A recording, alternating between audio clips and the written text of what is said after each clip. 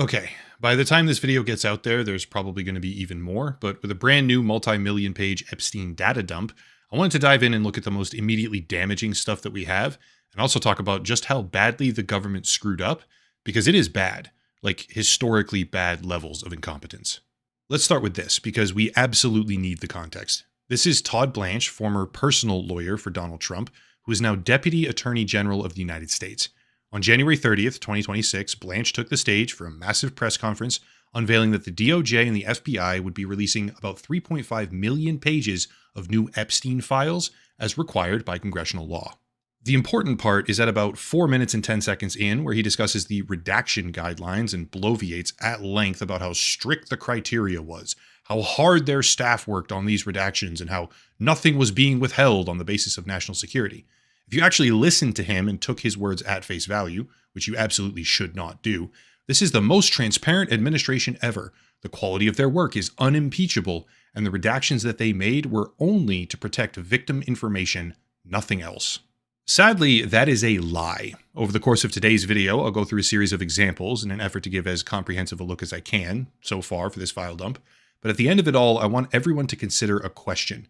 Is the current governing administration in the United States telling the truth?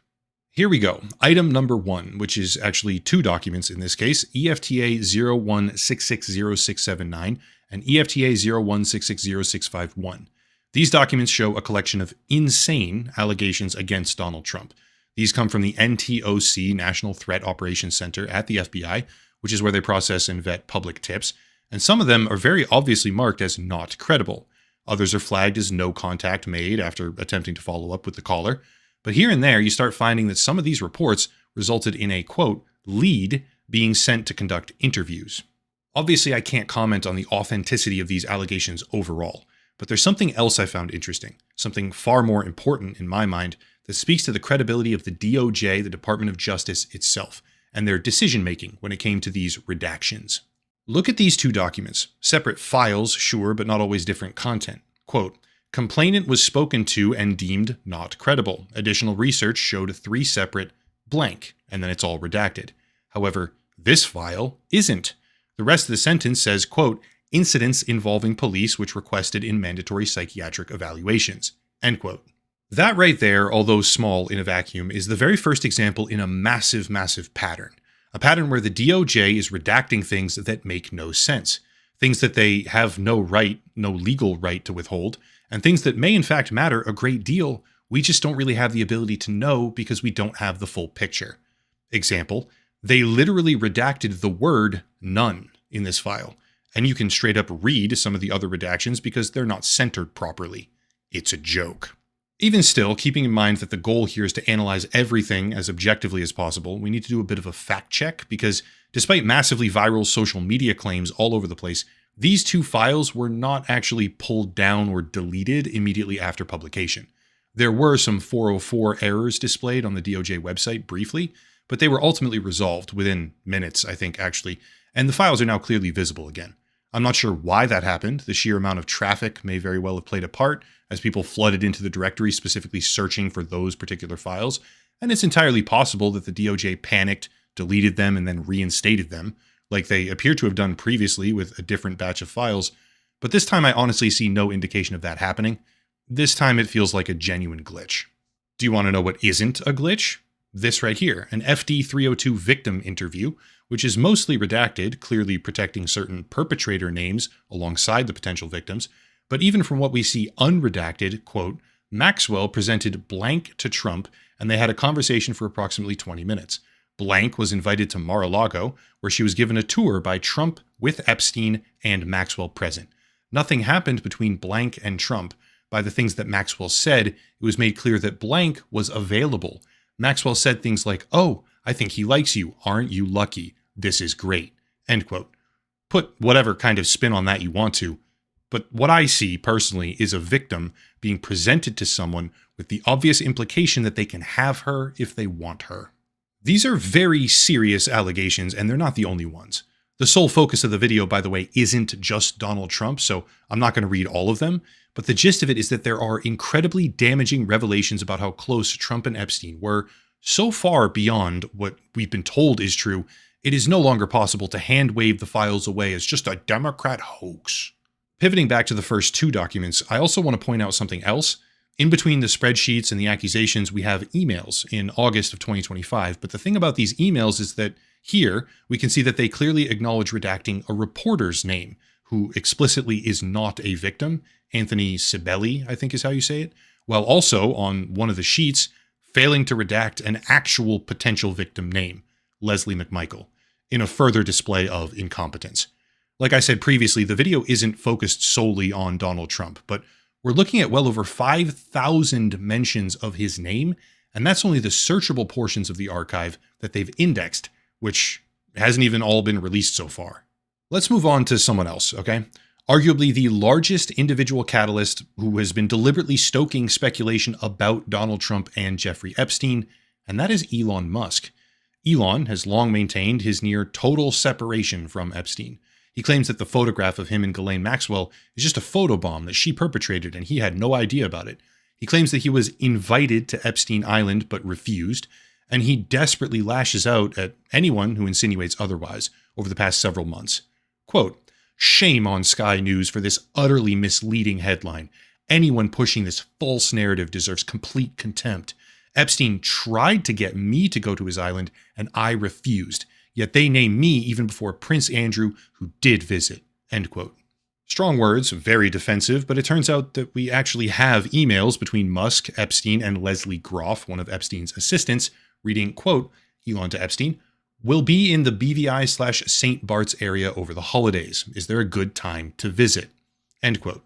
That's a little bit curious given his proclamations that Epstein invited him to the island, but let's read on. Epstein replies, "Any day 1st to 8th. Play it by ear if you want. Always space for you." After which Elon says, "Okay, probably the 1st then." They correspond back and forth a bit longer, but anyone who reads this conversation can decidedly say with certainty that Epstein was not asking Elon to go to his island. Elon was trying to go. Oh, that's not enough? Okay, I can understand that. Some people really drank the Kool-Aid. Here's an email from Musk to Epstein after Epstein asks, "How many people will you be for the heli to the island?" saying, quote, "Probably just Tallulah and me." Tallulah was his wife at the time. "What day/night will be the wildest party on your island?" End quote. Epstein tried to get me to go to his island and I refused. Okay, yeah. Ultimately, for this particular set of exchanges, it doesn't look like Elon actually attended the party in 2012 or 2013, but a couple of months later, in February, we see this thread between Musk and Epstein, seemingly indicating that Epstein was given some kind of private tour of SpaceX. Interestingly, when it comes to Epstein receiving tours of various facilities, that's not even the only example. Right here, with this email, we can look at the competence of the redaction team yet again, and it's really not good. In this particular email from March of 2014, Epstein is corresponding with an unknown, redacted individual, and yet in this next thread, document EFTA 0098580, we can see the same exact email, this time unredacted, with the name Alan Jones. There is no justifiable or legal reason to be redacting that man's name. Just for the sake of really hammering this point home so that even the brain-dead fans of Elon Musk are still able to fully comprehend, let me read one more email thread before moving on to the next document. This one, December of 2012, which for clarity's sake is after Jeffrey Epstein was convicted of procuring a minor for prostitution in 2008. Quote from Epstein, "You are welcome to stay or just come for the day. Plenty of room. I will send a heli to get you." End quote. To which Elon replies, "Do you have any parties planned? I've been working to the edge of sanity this year, and so once my kids head home after Christmas, I really want to hit the party scene in St. Bart's or elsewhere and let loose. The invitation is much appreciated, but a peaceful island experience is the opposite of what I'm looking for." End quote. Still not finished, by the way. Epstein replies, "Understood, I will see you on St. Barth. The ratio on my island might make Tallulah uncomfortable." End quote. After which Elon chimes in again, quote, "Ratio is not a problem for Tallulah." End quote. Honestly, I really don't think I have to spell it out here, but this is Elon Musk asking to join the most notorious pedophile in recent history on his personal island to let loose, deliberately requesting to be there for the wildest parties. And when Epstein indicates ratio, as in a lot of young women, which might make Elon's wife uncomfortable, Elon says, not a problem. And this takes place years after Epstein was convicted of sex crimes. Riddle me that one, Elon fans. Side point, here's two different versions of the same exact page that the DOJ uploaded. One of them redacts Elon's email address, the other redacts metadata. Combined, you can see the full page, obviously, thus rendering all of the redactions void, and they even shouldn't have been censored in the first place, so double whammy, amazing. Now that we're talking about billionaires, however, let's just keep talking about that precious class of person, the billionaires. Remember Bill Gates, notoriously close with Epstein for like decades? Yeah, this email right here appears to show that Gates allegedly requested antibiotics from Epstein so that he could secretly give them to Melinda after contracting an STD from Russian girls. Quote, to add insult to the injury, you then implore me to please delete the emails regarding your STD, your request that I provide you antibiotics that you can surreptitiously give to Melinda, and the description of your penis. You also made it clear to me that I am not to refer to blank, as that is another topic that must remain between the two of us. End quote. I'm just going to throw this out there. Having secrets between you and Jeffrey Epstein that have to remain between the two of you doesn't look very good. In fact, it might make some people think that you're guilty of heinous crimes. Maybe.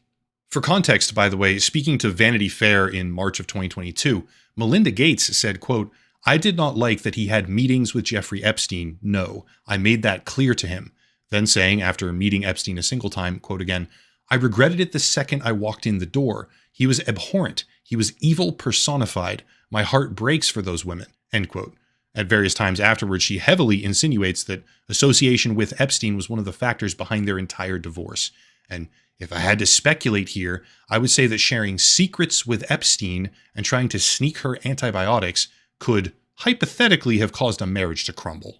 Jumping over to an entirely separate but distinctly kind of related topic, theories have been circulating for many, many years that Epstein was an agent of Israeli intelligence, Mossad, and this document right here, a CHS report, Confidential Human Source, directly claims that Donald Trump and Alan Dershowitz as well were co-opted and compromised by Israel.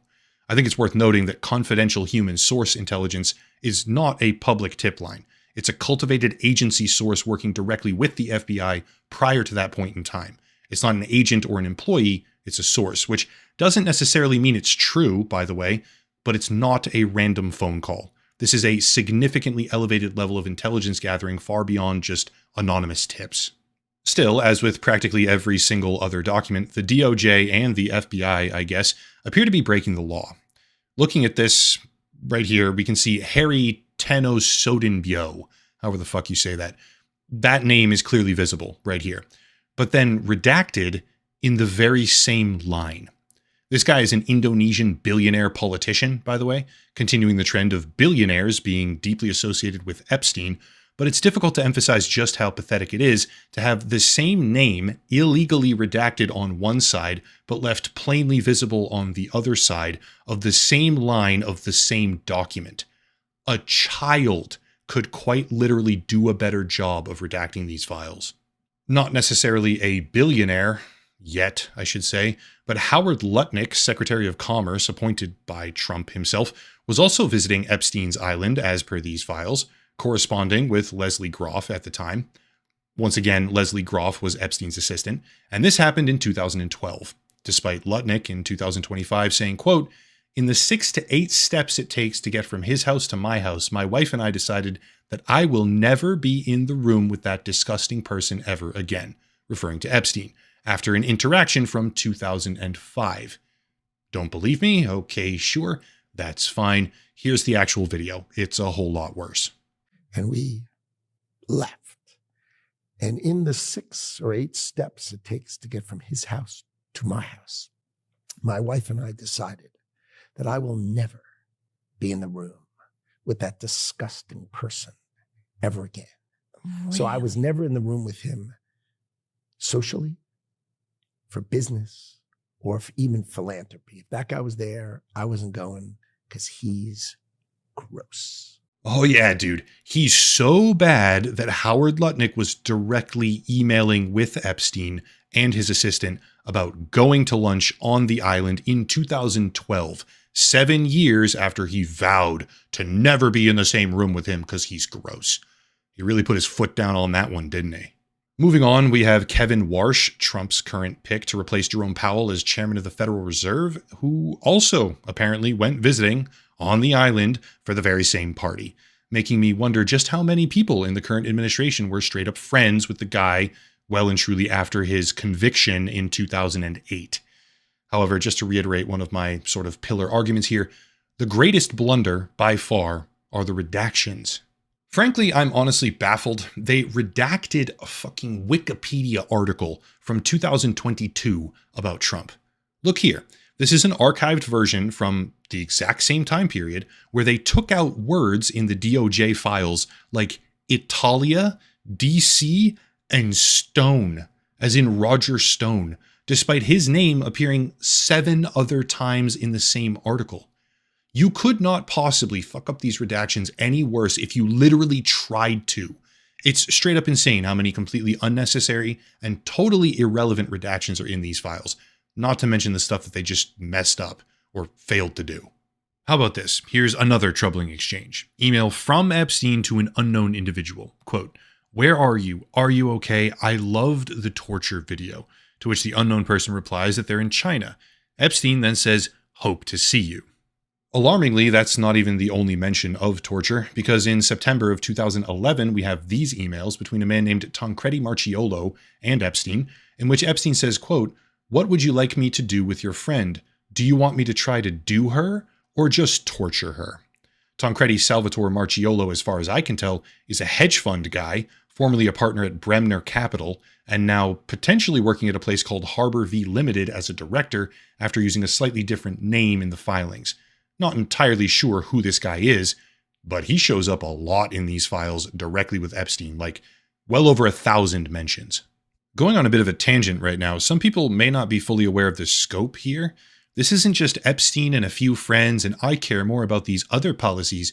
This is a collection of the richest and most powerful people in the entire world who enabled and perpetuated the abuse for years. Here's another interesting bit. This is an email chain between Epstein and the Russian deputy economic minister at the time, Sergei Belyakov. Quote from Epstein, "How are you? I need a favor. There is a Russian girl from Moscow, blank, attempting to blackmail a group of powerful businessmen in New York. It is bad for business for everyone involved. She arrived New York Saturday or last week staying at blank." End quote. And the reply that he gets says, quote, "Give me a few days to get information about her," followed by, "Hi, Jeffrey. Tomorrow I'm meeting with a guy who knows her/about her. If you have any details about case you have mentioned, it could help." End quote. In response, Epstein says, "Saying powerful men taking advantage of women like her, etc." And I don't know what eventually happened to this poor girl, but I really don't think that they just bought her donuts and said, "Hey, please stop." We are being told by the Trump administration, with their intentionally compromised law enforcement agencies, that there was no blackmail ring. Epstein was alone. There were no other prosecutable leads, no other perpetrators to investigate or involved or trafficking to anyone or by anyone, and that we should shut up and stop asking questions.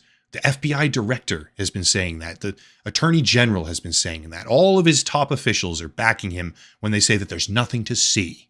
Meanwhile, we have literal correspondence between Epstein and Russian officials about a young woman blackmailing powerful businessmen because they took advantage of her, which was the entire premise of what Epstein did. And yet, also this Tancredi Marchiolo guy, I mean, you have people corresponding with Epstein thousands of times saying that they're giving and receiving torture videos from him, right? And yet, somehow this painfully self-evident spiderweb of perpetrators and their sick, twisted social network have faced zero consequences. The Epstein files may not result in widespread accountability, okay? Dejectedly, I'm accepting that fact. But the one thing that they have done is pull back the curtain for a whole lot of people on who exactly runs the world. They're not like you and me. They're fucking evil. I could go on and on and on, so for the sake of the video not being 10 hours long, here's one final critical document. If you search during the first party in the DOJ archive, you get 3 items, 1 in dataset 9 and 2 in dataset 10. This is an extremely graphic accusation against Donald Trump and Jeffrey Epstein, alleging a victim that was only 13 years old. And each of these 3 documents has different redactions. Document 1 has address, case number, and half of the names redacted. Document 2 redacts the names, but not the address or the case number. And document 3 only redacts half of the address and the case number, but not the names. Collectively, in my view, these 3 documents perfectly exemplify the incompetence of the Epstein cover-up. All 3 of them fail, in every single conceivable sense of the word, to not only uphold the law as ordered by Congress, but also to protect personal information and the identities of potential victims, while also over-redacting the case number, with no justification, in a triple threat display of abject, complete, disgusting, and shameful failure. This administration is a corrupt, incompetent circus. Genuinely, the only thing that I can think of now is that they used an AI program to do these redactions. Unironically, I think that's like the most likely situation. Nothing else explains why random words would be redacted, fragments of public Wikipedia articles censored, with so many duplicate documents that all have different portions removed. Everybody gets hyperbolic on YouTube, I understand that totally, but this is the most pathetic display I have ever seen from the United States government. As kids, even as young adults for that matter, people often think, well, it's a big official agency, therefore they must have at least some experts in the room. And it makes sense. Why wouldn't they? We get caught in this sort of intellectual trap of assuming that people in those positions of authority are somehow deserving of that position. By nature of them having it, they must be, right? But the sad reality is that the people running this country right now at the highest levels of government and law enforcement and civil service are fucking morons. They're corrupt, self-dealing, manipulative snakes who lie about their associations, their motives, and their history, where the only solution, in my opinion, is to jail them. I doubt it's ever going to happen, but hey, I'm allowed to dream. Documents are obviously still being released. Dataset 12 is now live, which I'm already starting to go through, and I can almost guarantee that this won't be the last time I talk about all this stuff. But for right now, that's it. Hopefully this is a little bit of a more comprehensive look at the files than a lot of other people have done so far, but yeah, that's all of it. If you want to support the channel, check out the links down below. A special VPN deal, of course, locals and Patreon, channel memberships, etc., etc. But I'll cut it there and stop rambling. As always, thank you all for watching, question everything, and have a nice night.